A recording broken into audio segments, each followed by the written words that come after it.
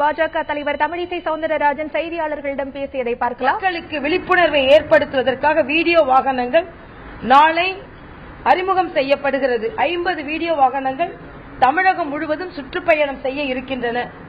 அதை நாளை வண்டலூரில் நாங்கள் துவங்கி வைக்கிறோம். மரியாதைக்குரிய பிரதமர் மோடி அவர்கள் அடுத்த மாதம் தமிழகம் வருகிறார் தேர்தல் பரப்புரைக்காக. அது மட்டுமல்லாமல் 20க்கும் மேற்பட்ட அகில பாரத தலைவர்கள் தமிழக பரப்புரைக்கு வருகிறார்கள். ஆக தமிழக தேர்தல் களத்தில் பாரதிய ஜனதா கட்சி பலம் பொருந்திய கட்சியாக வலம் வரும் என்பதை நான் தெளிவாக இங்கே எடுத்துக் கூறுகிறேன்.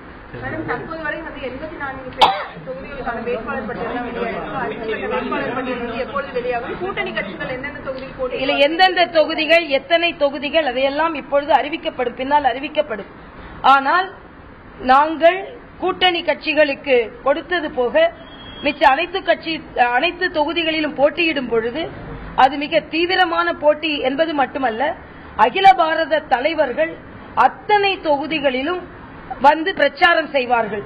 அதனால் பாரதிய ஜனதா கட்சி தேர்தல் அறிக்கை ஒரு மிகப்பெரிய தொலைநோக்கு திட்ட அறிக்கையாக அது இருக்கும். அந்த அறிக்கையை தாக்கல் செய்துவிட்டு இன்று நீங்கள் பார்த்தீர்கள் என்றால் பல கட்சிகள் தேர்தல் அறிக்கை தாக்கல் செய்திருக்கிறது. ஆனால் பாரதிய ஜனதா கட்சி மத்தியில் நல்லாட்சி கொடுத்துக் கொண்டிருக்கிறோம், பல மாநிலங்களில் நல்லாட்சி கொடுத்துக் கொண்டிருக்கிறோம். மத்திய நல்லாட்சியின் நீட்சி தமிழகத்திற்கு கிடைக்கும் அளவிற்கு எங்களது திட்டங்கள் முன்னிறுத்தப்படும்.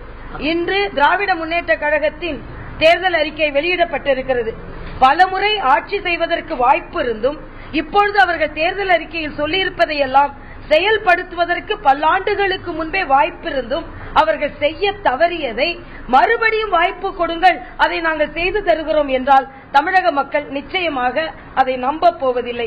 அது கச்சத்தீவு பிரச்சனையாக இருக்கட்டும், சேது சமுத்திர பிரச்சனையாக இருக்கட்டும், மதுவிலக்காக இருக்கட்டும், இவையெல்லாம் நடைமுறைப்படுத்துவதற்காக வாய்ப்பு அவர்களிடம் மிக அதிகமாக இருந்தது. அதையெல்லாம் விடுத்து இன்று வாய்ப்பு தாருங்கள் என்று சொல்வது, அதனால் அந்த அறிக்கை எந்தவித தாக்கத்தையும் தமிழக மக்களிடம் ஏற்படுத்தாது, தேர்தலில் ஏற்படுத்தாது. ஏனென்றால் அதில் மிகப்பெரிய தொலைநோக்கு திட்டம் எதுவும் இல்லை. நாங்கள் இதை செய்ய தவறி இருந்தோம், இனிமேல் வாய்ப்பு கொடுங்கள், செய்து தருகிறோம் என்று சொன்னால் அது மக்களிடம் நம்பிக்கை பெறாது என்பதுதான் எனது கருத்து. எதுவுமே படிப்படியாக முதலமைச்சர் மதுவிலக்கு கொண்டு வர வேண்டும் என்ற முதலமைச்சரின் அறிவிப்பில் கூட எனக்கு ஒப்புதல் கிடையாது. ஏனென்றால் மது எந்த அளவிற்கு இந்த நாட்டில் இருக்கிறதோ அது உடல் நலத்திற்கு மிக கேடு. அதற்காக படிப்படியாக மதுவிலக்கை கொண்டு வருவதற்குள் படிப்படியாக உயிர்கள் போய்விடும். அதனால் நிச்சயமாக யார் வந்தாலும் மதுவிலக்கை உடனே கொண்டு வர வேண்டும் என்பதுதான் எங்களது கருத்தாக இருந்து கொண்டிருக்கிறது. அதற்கான வருமானத்தை மற்ற துறைகளில் இருந்து பெற்றுக் கொள்ளலாம். அதற்கான தொலைநோக்கு திட்டமே இல்லை. தமிழக அரசு இந்த மின்வெட்டு இல்லாமல் இருப்பதற்கு காரணம் தாங்கள் தான் என்று சொல்கிறார்கள். ஆனால் ஒரு யூனிட் மின்சாரத்தை கூட புதிதாக உற்பத்தி செய்வதற்கு அவர்கள் எந்தவித முயற்சியும் அவர்கள் மேற்கொள்ளவில்லை. இன்னும் சொல்ல போனால் மத்திய தொகுப்பில் இருந்து 71% மின் பகிர்மானம் அதிகரிக்கப்பட்டிருக்கிறது தென் மாநிலங்களுக்கு. அதனால்தான் இங்கே மின்மிகை மாநிலமாக தமிழகம் திகழ்கிறதே தவிர தமிழகத்தில் உள்ள உற்பத்தியினால் அல்ல. இன்னும் சொல்ல போனால் ஊழல் மிகுந்திருக்கும் துறை ஒன்று தமிழகத்தில் மின்சாரத்துறை என்பதையும் மக்கள் புரிந்து வைத்திருக்கிறார்கள். தேமுதிகவில் இன்று அவர்கள் இணைந்ததால் தேமுதிக இணைந்ததே மக்கள் நல கூட்டணிக்கு எந்தவித லாபமும் இல்லை.